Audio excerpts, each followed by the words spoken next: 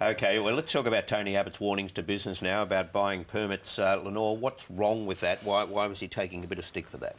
Why was Tony Abbott getting a bit of stick for that? Well, businesses, electricity generators need to write forward contracts. To write forward contracts, they need to know how much they're going to pay for carbon, so they want to buy their permits up front. Tony Abbott's saying, don't do that, I'm not going to compensate you for those purchases if I win government. Now, there's certainly questions over whether he would have to constitutionally, but by saying that, if he reduces the extent to which generators write those forward contracts, they price that risk into power prices, and so power prices go up by more than what they would otherwise because of the carbon price. They go up by the carbon price, and then they go up more because of the risk of that's being factored into the electricity market, if you like. So business is saying to him, we want to buy those forward permits, we want to buy even more, in fact, than the government is proposing to auction, and we need some certainty in our investment environment, and I think that's why it's getting some stick. But isn't he saying, though, look, here's fair warning, we can all read the opinion polls, and I'm telling you now, if you go ahead and do this, don't come to me for compensation. Well, they can't say that they haven't had certainty from Abbott about what he's going to do. Day in and day out for 2 years now, he's been saying no carbon tax and I will repeal it. Well, so if they're complaining about a lack of certainty... But the issue for the electricity generators is, what do they do in the meantime?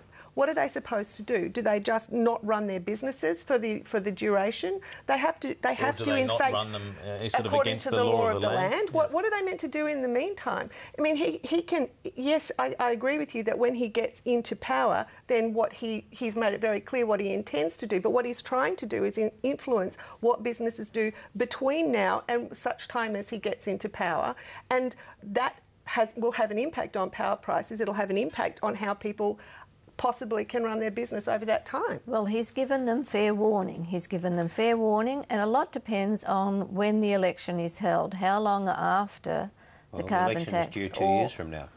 And the Prime Minister's made very clear that... it could be held next year before the carbon tax comes in, or it could be held just after the carbon tax. It could be held next year if the sort of atmosphere of political crisis that Tony Abbott is trying to foment with this and other objections to the way the government's going eventually succeeds in forcing that election. Now, that's obviously a possibility when you're in a minority government situation.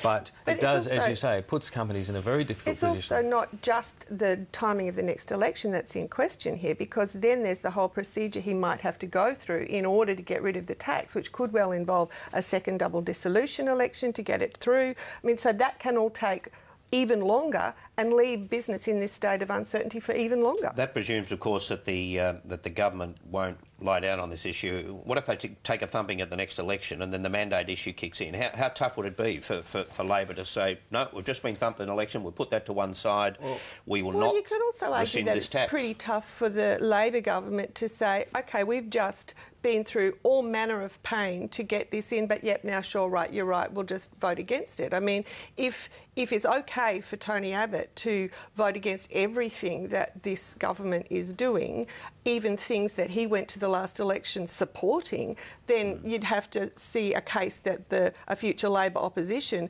could vote against dismantling something that it says and says it believes in. And that's I think the two sides of this, really, that there is an argument for Labor to just say, if they were thumped at the election, look, and this is Peter Dutton's line, he said recently that, take it from me, when you've just been thrashed on an issue, as they were on work choices, the last thing you want to do is line up for another thrashing. So his prediction is that if Labor's been absolutely humiliated, they're not going to stick to a policy that will see them get re-humiliated, and I think there's at least some logic to that. But Tony Abbott is establishing a pattern as opposition leader that is all about total objection to everything and making government basically impossible.